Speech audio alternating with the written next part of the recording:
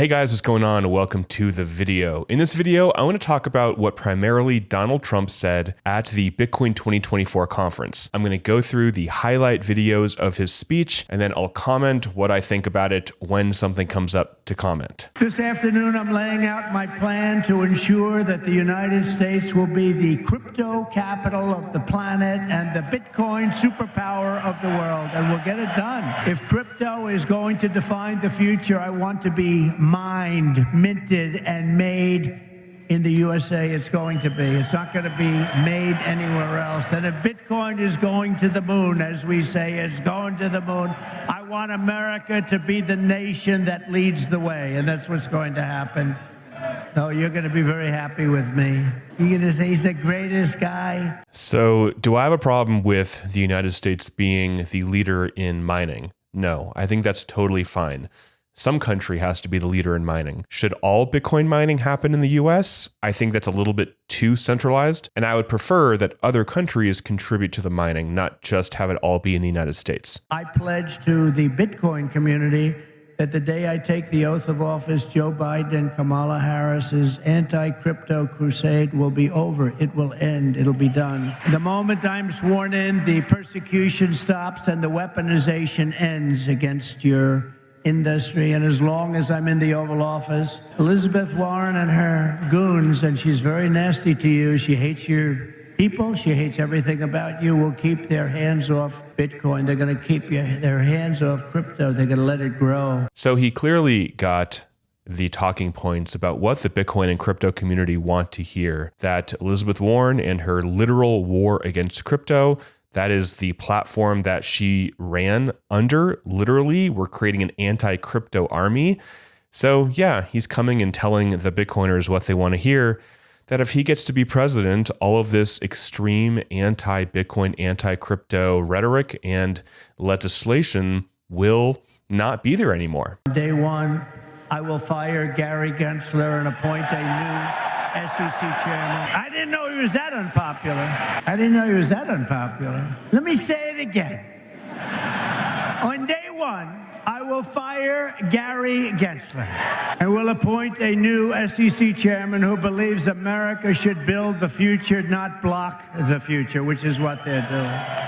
So that was a big one. And I really believe that he did not realize that the crypto community really does not like Gary Gensler. As president, I will immediately shut down Operation Choke Point 2.0. They want to choke you. They want to choke you out of business. We're not going to let that happen. And no longer will your government sit by and watch as Bitcoin jobs and businesses flee to other countries because America's laws are too unclear and too tough and too angry and too stiff. We will keep each and every Bitcoin job in the United States of America. That's what we're going to be doing. So that's awesome. I totally support that. And there has been this coordinated effort, a lot of people believe, to shut down crypto in the US, push companies offshore. The regulations are too uncertain and too unclear for companies to build in the United States. Next, I will immediately order the Treasury Department and other federal agencies to cease and desist all steps necessary because, you know, there's a thing going on in your industry. They want to move the creation of a central bank digital currency. It's over. Forget it. CBDC. There will never be a CBDC while I'm president of the United States. So this is one that a lot of people care about, CBDCs. I don't know if the president will have the ability to stop this.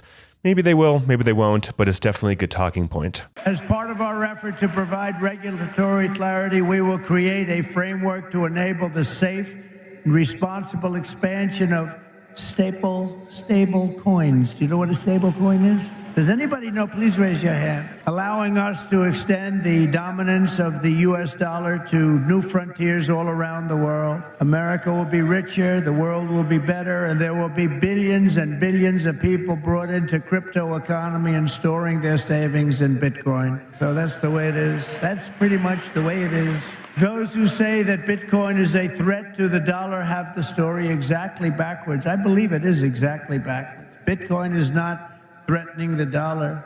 the behavior of the current U.S. government is really threatening the dollar. So another good talking point. It's funny that he asked, who knows what a stable coin is? It's like, no, people that paid $600 to go to a Bitcoin conference, nobody knows what a stable coin is. I'm sure every single person knows what a stable coin is. It's just him doing crowd work, I guess. For too long, our government has violated the cardinal rule that every Bitcoiner knows by heart. Never sell your Bitcoin, right? That's right, isn't it, huh? That's right. Never sell your Bitcoin. And so, as the final part of my plan today, I am announcing that if I am elected, it will be the policy of my administration, United States of America, to keep 100% of all the Bitcoin the U.S. government currently holds or acquires into the future. We'll keep 100%. I hope you do well, please. This will serve in effect as the core of the strategic national Bitcoin stockpile. So he says that the Bitcoin that the DOJ has, they're going to keep it if he becomes president. So not only did Robert F. Kennedy Jr. say that, but RFK Jr. said that they're going to keep buying more until they have 4 million Bitcoin. So Trump is not saying those things as huge as what RFK Jr. said, but he did say that they're not going to sell the Bitcoin, and he says it will be the core of the Bitcoin central or strategic reserve or whatever. So good, great, awesome, not as good or as bullish as what RFK Jr. said. Today, I repeat my pledge to commute the sentence of Ross Ulbricht to a sentence of time served. It's enough. So people like that one for sure. Ross Ulbricht, creator and founder of the Silk Road, given a life sentence, which a lot of people from all different perspectives, from all different political ideologies are like, come on, this guy needs to get out of prison. He's been in prison for a long time, and he does not deserve a life in prison for creating a website. So what he just said is, again, just popular with the Bitcoin pro-freedom crowd. So next, we have Senator Loomis with what she wants to put forth as well. Over 5 years, the United States will assemble 1 million Bitcoin, 5% of the world's supply. And it will be held for a minimum of 20 years and can be used for one purpose: reduce our debt. So she is proposing legislation for the United States to acquire 1 million Bitcoin, or 5%, and hold that for at least 20 years. That'd be great. That'd be awesome. So if Trump becomes president and he adopts Senator Loomis's proposal, that would be great. Again, right now, RFK Jr. said 4 million Bitcoin. So if we're looking at it just by numbers, you know, he's 4 times as bullish, or wants to do 4 times as much Bitcoin purchasing. RFK Jr. also said that he owns a lot of Bitcoin personally. So it's almost like, yeah, you're going to become president and you're going to pump your own bags. I don't know if this is insider trading or not, but regardless, so far, RFK Jr., who has a much, much, much less chance of becoming president, Trump obviously having a much higher chance of becoming president, so far it's looking good. So that is it for the video. I just wanted to share with you, if you didn't see it on Twitter or X or whatever you're calling it, some of the videos from the conference. So again, I don't care who you vote for. You can vote for whoever the hell you want. This is very, very, very important if you are holding any type of crypto and Bitcoin. Who becomes president has become incredibly important. Now, this could all be talk, and if Trump gets elected president, he may do none of this. I mean, he didn't sign an agreement that he says he will do all this stuff. I have a feeling, though, he will, because this is a huge voter base, and there's a lot of money in this voter base, and he will have a ton of pressure to do this.